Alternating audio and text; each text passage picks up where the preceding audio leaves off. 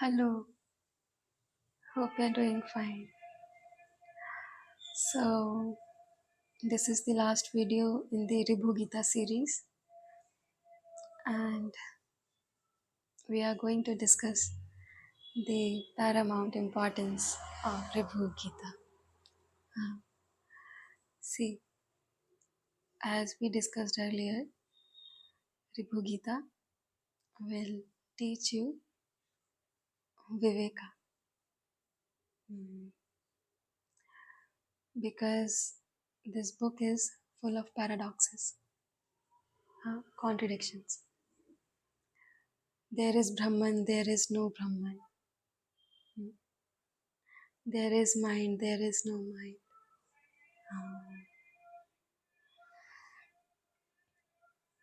When you understand both aspects, that why there is Brahman and why there is no Brahman,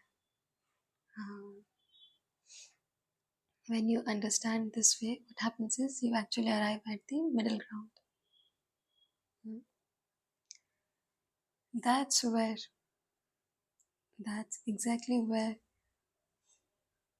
you have to be in order to receive Viveka.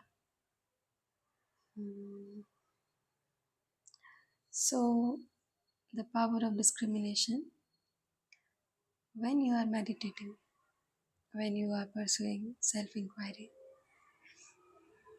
what happens is you have to find out the real final state. How will it happen? It will happen when you understand that until unless Triputi has completely vanished, you are not experiencing the final state.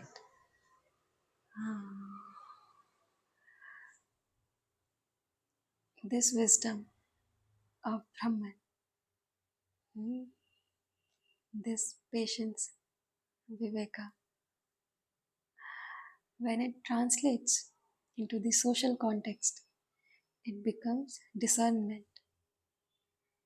So now what's happening?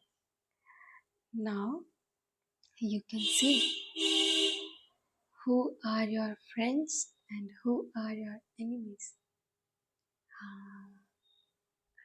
You can clearly understand their motivations, their intentions. What will happen then? It will take you towards the Guru. So, all knowledge, all understanding, whether it is the understanding of the cosmos or the understanding of social relations, everything is coming through the proximity of Brahman. Yeah. So let us discuss chapter number 16.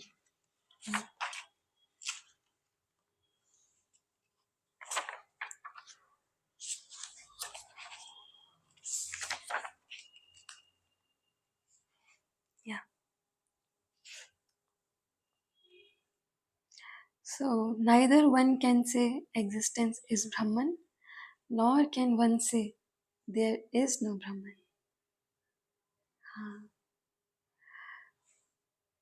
Neither one can say there is no Brahman, nor one can say existence is Brahman. One statement that there is no Brahman, it cannot be said because the one who has experienced Brahman, only he can say this.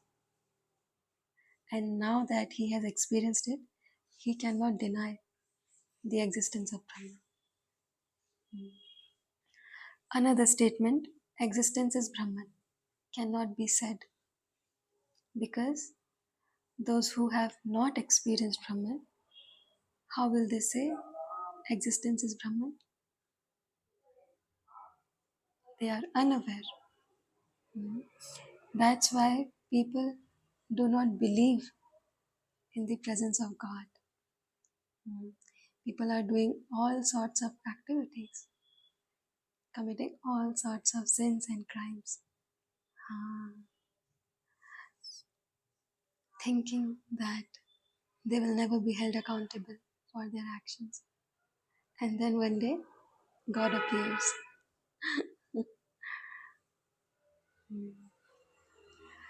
So, there is no Brahman and existence is Brahman. Both these statements exist together. One statement will be said by a jnani and one statement will be said by a jnani.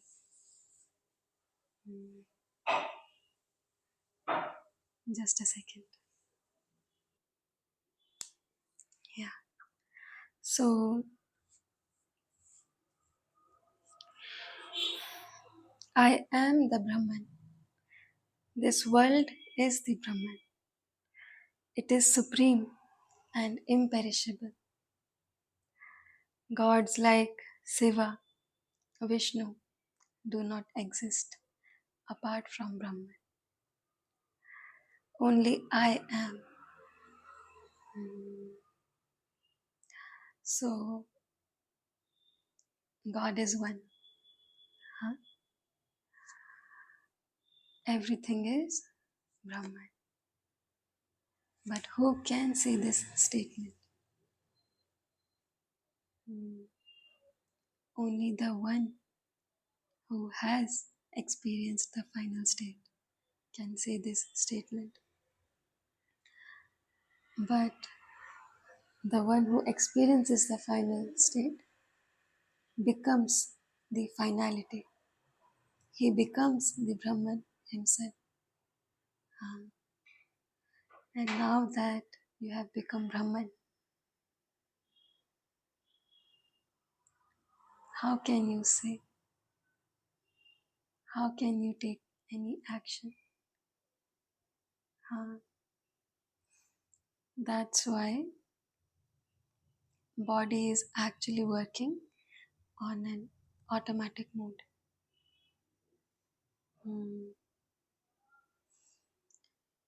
A jnani is God. Huh? You know what?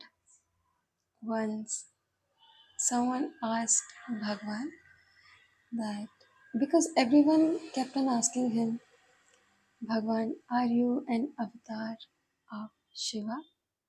Bhagwan, are you a reincarnation of Dakshinamurti? Bhagwan, who are you? So many people asked the same question to him. He one day said,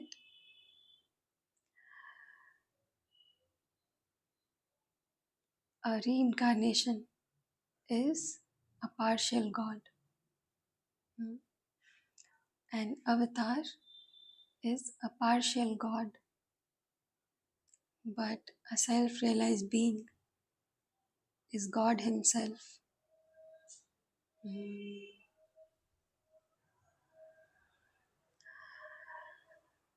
He is God because He is Brahman.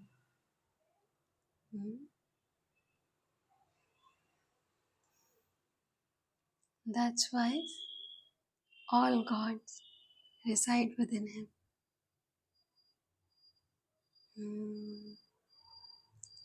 This is the glory of Maharshi. And you know, when Maharshi was there, so many spirit animals used to come to visit him. Mm, because he is God, he is Brahman, he is forever in Sahajavastha. Um, so there were animals like crows and I think peacocks and dogs. They would just come, and I remember the story of two crows. They were sitting on the ashram's stone hall gate. So now the gate is very tall, mm, about 20 feet. And then 20 feet, no, 15 maybe, but that's too tall.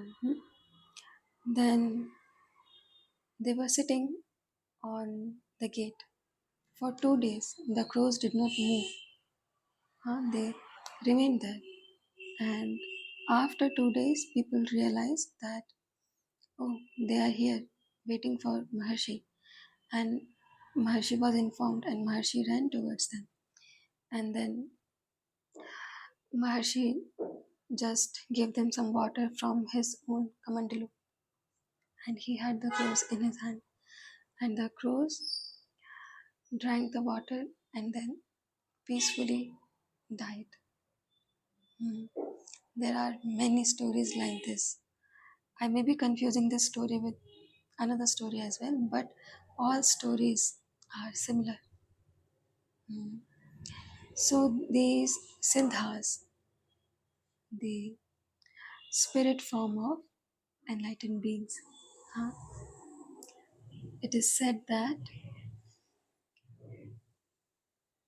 many enlightened beings reside within Arunachala in the form of spirit. Ah, they all love the company of Lord Shiva, so they keep on hovering around him. Mm. And at various times, flashes of lights can be seen. Mm. So even now, residents tell that, oh, I saw light over there and this and that last night. And because when you become self realized, you actually become light. Uh, you become the light particle, photon. Mm. So now you have all the properties of a photon. You know the properties of a photon? Just read about it. Mm. So now all these siddhas, they reside within Arunachala. I'm so sorry for the sound. Huh? I have no control over it. And they reside with. Maybe we can take a break. So this is why the bloodline of Arunachala is so powerful. Huh? Because there are live examples of miracles. How will you have faith in God if you do not witness miracles? Because God is Almighty. Hmm. And if there are no miracles, how will you justify the presence of God? Hmm. That's why anyone who comes to Arunachala gets completely transformed. Hmm. Even though currently there are not as many miracles happening, huh? But you can just feel it when you go there. And even if you are reading, even if you are listening about Arunachala, you know it is the truth. Your heart knows.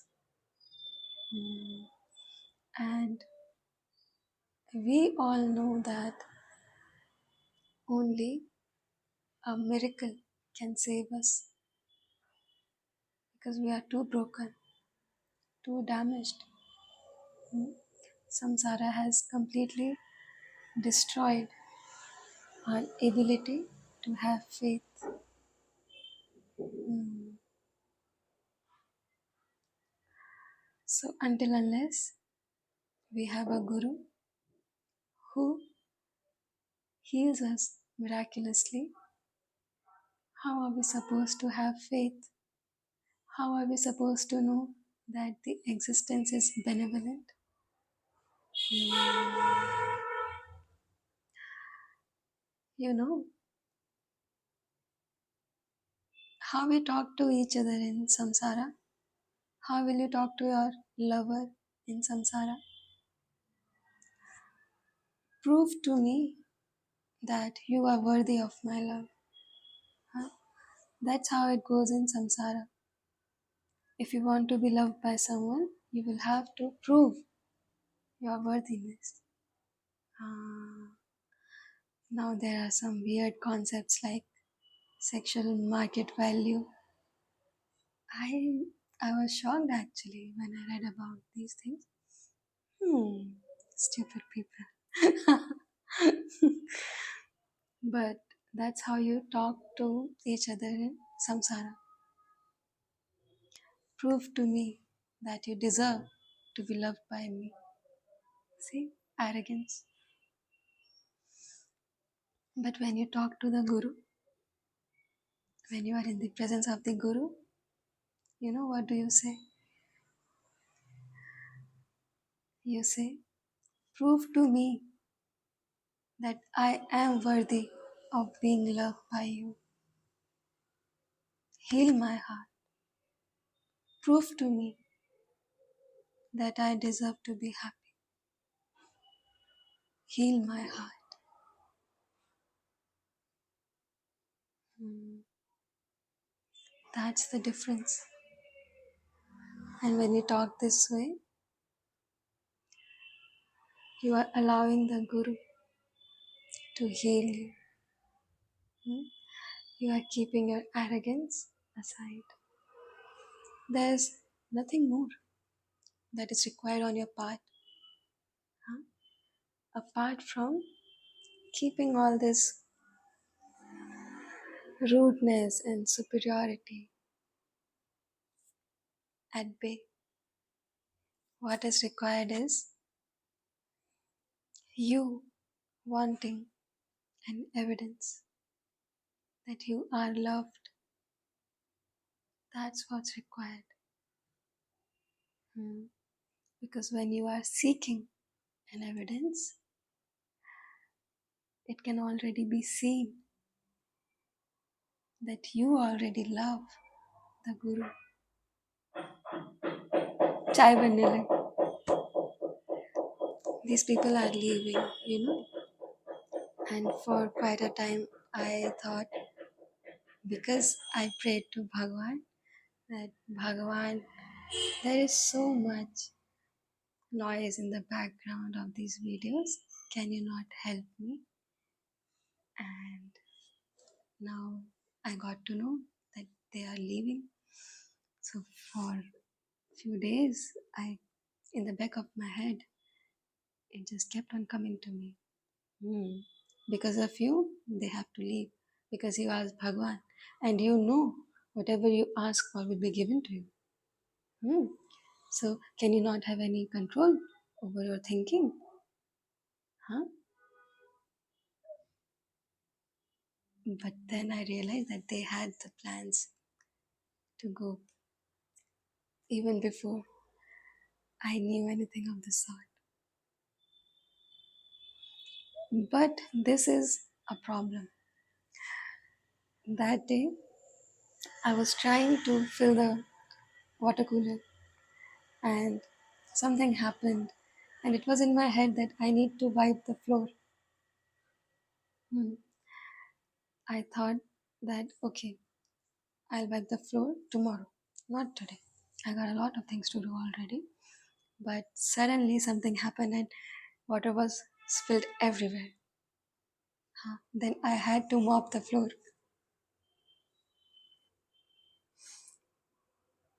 That's how it has been going on every day with me.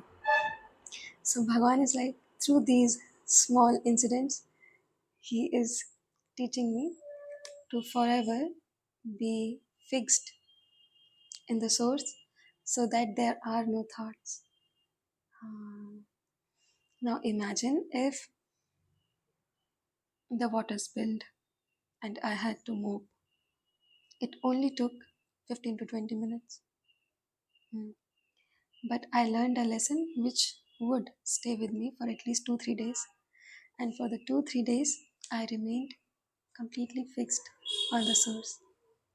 Um, then, after 2 3 days, another incident would be required. You see how the guru and the shishya, they work together in teams when you are in the advanced stage of sadhana. Mm. Because before that, you are wondering whether the guru is real or not, whether he is there for you or not, whether he is aware of you or not, whether he is interested in you or not as a sadhaka. Mm. But once you have faith, you can now understand what is Guru doing and why he is doing so. Mm. Yeah, so miracles. That's what we say to our Guru. We say, prove to me that I am worthy of, because this samsara has repeatedly shown me how unworthy I am. Mm. So now I come to you, you being the epitome of compassion, huh? Eternal grace, heal my heart, O Ramana Sadguru. Mm. You see, you can feel it. Mm. The power of the Guru can be felt. Yeah. So, see, if you understand that you have to arrive at a common ground, huh? In life, in every situation, even when you are meditating in spiritual concepts, you have to arrive at the middle ground. Hmm? You will automatically become self realized, because this tendency to walk on the middle path will fill you with so much patience that it will be your manonigraha. Hmm. Because mind will be tempted to react in certain ways, but these ways, they are the extreme ways. Hmm. You get it? Now, the very last concept that I would like to discuss. Yeah, we have time. See, we have been talking about authority and ranking. Hmm.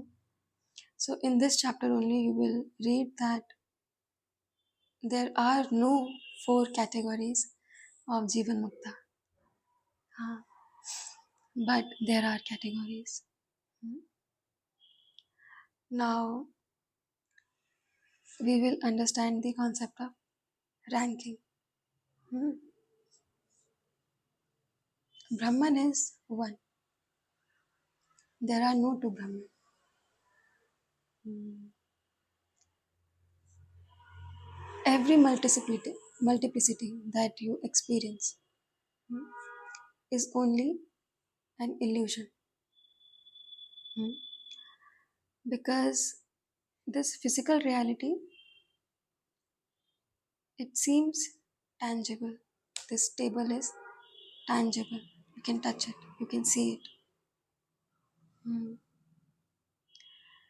But as the consciousness is very subtle, when you are in the form of consciousness, you cannot perceive anything which is bigger in size than the consciousness.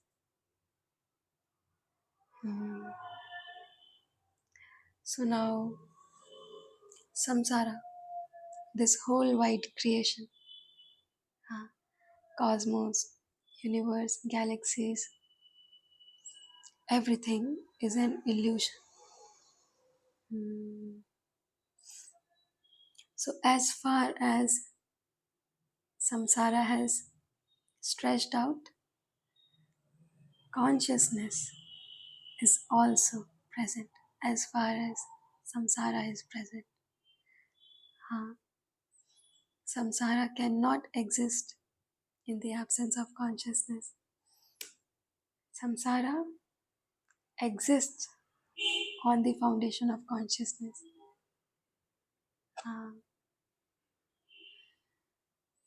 Because everything is energy.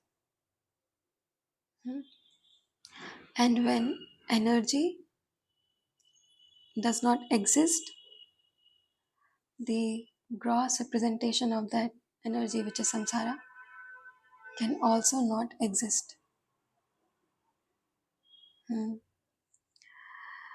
So, consciousness is expanded. Samsara is also expanded. So, those who are looking at samsara, they have a different point of view. Those who are attuned with consciousness, those who can feel the subtle Brahman,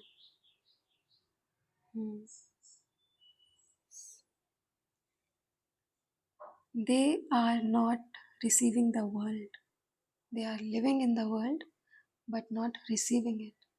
They are talking to people, but they are interacting only with the self, only with the consciousness.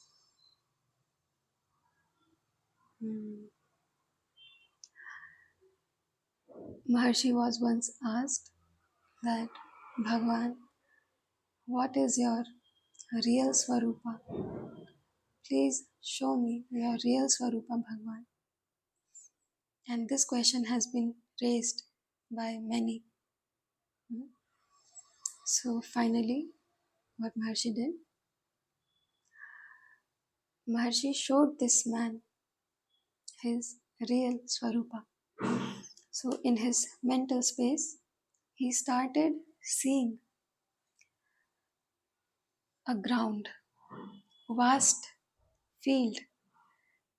There is grass, there is sky, there is the horizon in the middle. But it is so vast. So in his mental space, he was just witnessing vastness.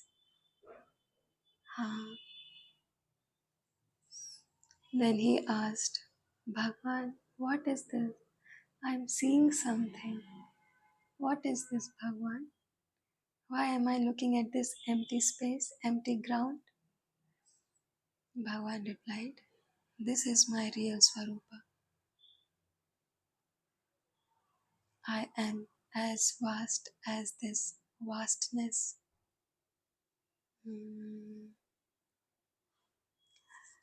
So, those who have become self-realized,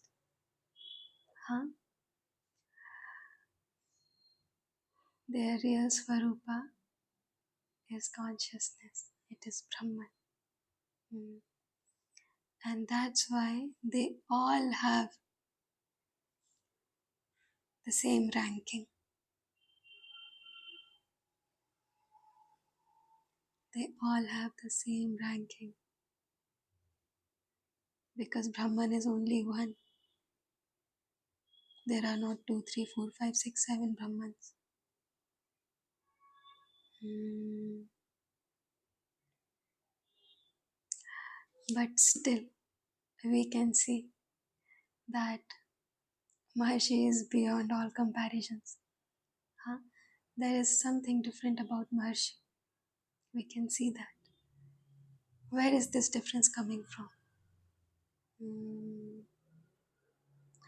When Brahman is only one, and just anyone who transcends beyond these three states reaches the fourth state. And the moment you reach the fourth state, you are just one. So all ascended masters are one. There is no one superior and no one inferior. Now what? Now ranking is applicable only to us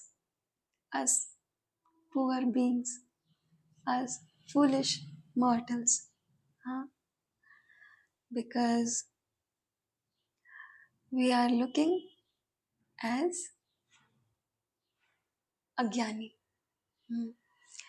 So we are looking at the gross representation of this consciousness. So for us, ranking exists. Ranking of enlightened beings exist for us. Hmm. And that's why there are four categories. So Upanishads have said so. Brahma Vidvara, Brahma Varenya. I better not use these words because I'll botch it up. But still. Hmm? So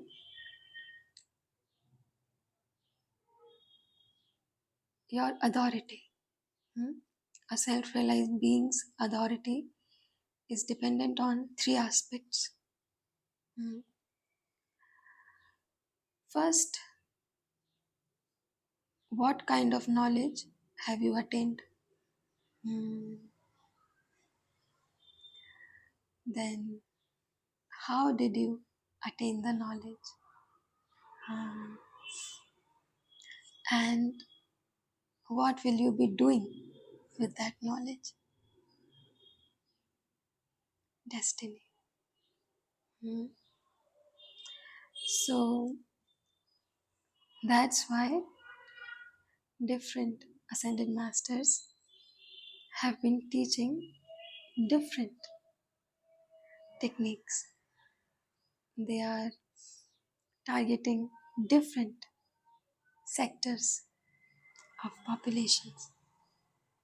Um, Now, what kind of knowledge you have attained? Mm. You have attained the knowledge of Brahman, but is your knowledge and your experience sufficient enough to help people come out of all three illusions? Mm. If so, if yes, then you have really high ranking. Mm. Otherwise, what will happen is you will help people in coming out of the first and second illusions. Mm. Now, this doesn't mean that everyone who comes to Arunachala becomes self realized in the same birth. No, no. But once you arrive at Arunachala, self realization is not far away because you have come from a great distance. You have traveled a lot in order to arrive at Arunachala. There is nowhere else to go to find the supreme truth. This is the place. Huh? So, the knowledge that you have attained, then what are you doing with the knowledge? Mm. There are different ashrams, mm, grahasthashram, and you understood I'm talking about the. I just forgot the terminology. That's why I need to go back and bring out a lot of literature. Mm. So there are different ashrams, and see, for the first 25 years you are just studying. Huh? Then there is grahasthashram, then there is sannyasa. Mm. So there are some people who are enlightened and they are working with grahasthas, mm, married people, and you will find this in the modern day spirituality. I have been keeping an eye on them. Mm. So there is this entire community of spiritualists on YouTube. They are doing all sorts of things, tarot readings, Reiki, and they are having retreats and all these events. So I have been keeping an eye on a lot of these YouTubers, trying to understand their journey, their progress. Hmm. Basically, they are working on married people. Some of them are enlightened. Hmm. So now it depends on what you are working with, hmm, what population, then your destiny. Hmm. If you are here to have a greater impact, hmm, by cultivating faith, hmm, then that shows that you have really high ranking. Hmm. Then the final touch is that your authority will be decided by your ability to abide in the self at all times. Hmm. To remain in Sahaj Avastha at all times. So the first three criterias that will allocate, different ascended beings in the first four categories. Hmm. But the final criteria, your ability to abide in the self, to remain in Sahaj Avastha, hmm, will help you in transcending all four uh, criterias. That's why Bhagwan is known as Bhagwan. Huh? So now, destiny. If you are destined to save souls, there will be divine forces around you. Hmm. Because these divine forces deeply inspect your consciousness. Hmm. So the subtle mind receives, the subconscious mind receives telepathic signals and messages from everyone. Uh, we are not aware of it. But the divine forces, they receive all the messages, all the signals. Hmm. What happens is, if someone is praying to you or just saying your name, that I want to arrive at Spurna, but I'm having difficulties. Please help me. Hmm? What will happen is you just send a signal and the divine forces will respond accordingly. Hmm. So it's an energetic channel. Ah. Every time you think of a self realized being, hmm, your thoughts are reaching them. Hmm. They are not aware of it, but the divine forces are. Ah. This is the concept of the four categories of Jivan Muktas and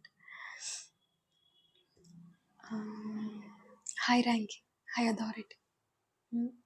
Because anyone who does not have the ability to help others from a distance cannot be a guru. Hmm. In order for someone to become an ascended master, what is required is intervention from the divine forces. Hmm. Once what happened, I think this is the story of someone else's life, Christ. Yeah, this is the story of Christ's life. That he was just walking on the road and a blind man got his vision back. Huh? And then he became a criminal. Hmm. Later on, it was asked, why are you committing crimes now? He said, earlier I was blind and I could not see. Now I can see. So I am committing these crimes now. Maharshi himself has narrated this incident. So Maharshi said that Jesus Christ could not have been aware mm, what impact he is having on the people.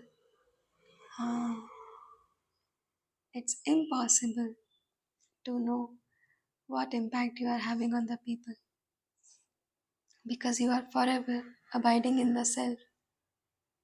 Ah, and you are not doing anything on purpose. You are not even doing anything. Hmm? You are being operated by divine forces. So now you don't know what's going on, what is your presence, hmm? What kind of effects it's having on people. So now Maharishi said, Christ cannot be blamed for this man's transformation. Hmm. Because he has no clue what's happening. He is just being himself. हाँ, I am what I am. मैं वो हूँ जो मैं हूँ. ना मैं ये हूँ, ना मैं वो हूँ. ना मैं ये नाम हूँ, ना मैं ये शरीर हूँ. मैं वो हूँ जो मैं हूँ. So, divine beings, they are not even aware of their impact on the people. Because God is unaware. God is unaware how beautiful He is. And that's why we pray to God to let Him know how beautiful He really is. So, when you talk to the Guru and you praise the Guru, in that moment, Guru is aware of his beauty. But the moment you stop talking, slowly the projection will fade away. Now what will happen? Guru will again become neutral. When you try to fight with the Guru, what is happening is there is projection. And Guru is looking at his own inferiorities, his own lack of abilities to help you. Hmm. So when you cry, Guru cries too.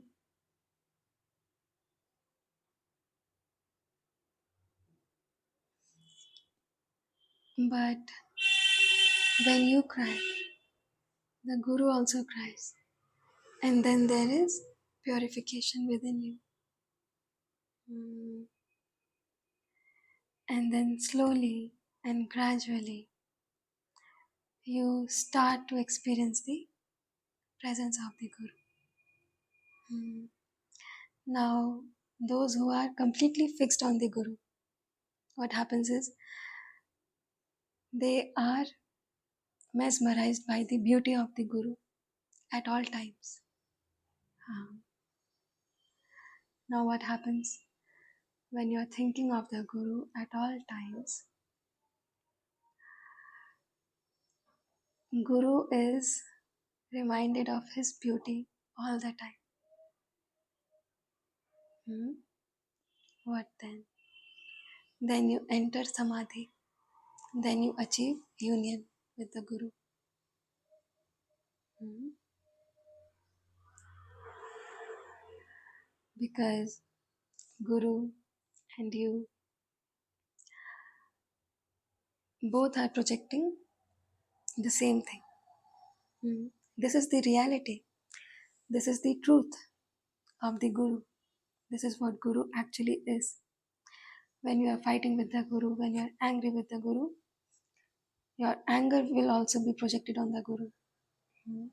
But that is not the final truth of the Guru. That is not the reality. And thus, you cannot enter Samadhi through anger, arrogance. Hmm. Are you getting it? When you are in love with the Guru, when there is nothing else but love, what happens is you enter the reality of the Guru. Hmm. And then you become self realized finally. There's one more thing I learned, that self realization is not, I mean, samadhi is not required for self realization. Nirvikalpa and Savikalpa samadhis are not required. I did not know that. And it just came to me as a shock. Because this is Jnana Marga, your firm conviction in the fact that you are not this body, you are not this mind, is sufficient in liberating you. No samadhi is required. You will automatically enter Sahaj Avastha. Hmm? Only through an intellectual understanding. Hmm. But an intellectual understanding can only be attained via surrendering. Ah. So, always focus on giving yourself freely to the Guru. Hmm. Yeah. So, did we talk about Buddha Purnima in this video? I don't know. But you know, there is a really strong connection between Arunachala and moon. The moon is actually a saint. Hmm. Moon governs the feminine polarity. Huh. If you are feminine, you will be connected to the moon, because moon governs your emotions. Huh? So in astrology, every 2.5 days moon changes its sign. Hmm.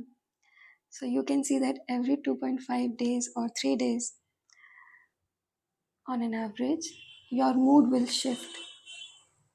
Hmm. If you are sad over something, it just takes 2 3 days, huh? And the mood shifts at least a bit. Hmm. A new energy enters us. So Arunachala has a really strong bond with the moon because Arunachala is Lord Shiva himself. Hmm. So on every Purnima, what happens is so many pilgrims come to Arunachala for Giri Pradakshina. Once I was there, and there were, you won't believe this, but it's true, 22 lakh, 22 lakh visitors. Mhm. It was during Deepam, their yearly festival. Huh? During Deepam, it is already very crowded, but it was the full moon, and there were so many people on the road. You could not even walk.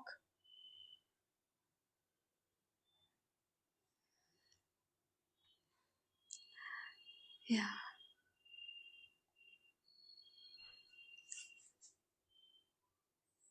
Hmm. I think I should go now. And in the next video, we will conclude our discussions on the book BSUR. And in the very next, the last video of this series, uh, of the Final Illusion series, we will have a little chit chat. And I'm looking forward to that chit chat because I have no idea what will come out. And I like talking. I also like staying silent. That's why that's why silent treatment doesn't work on me. Nothing works on me because I love talking. I love silence. I'm completely immune. Yeah. Okay. I'm going. So take care.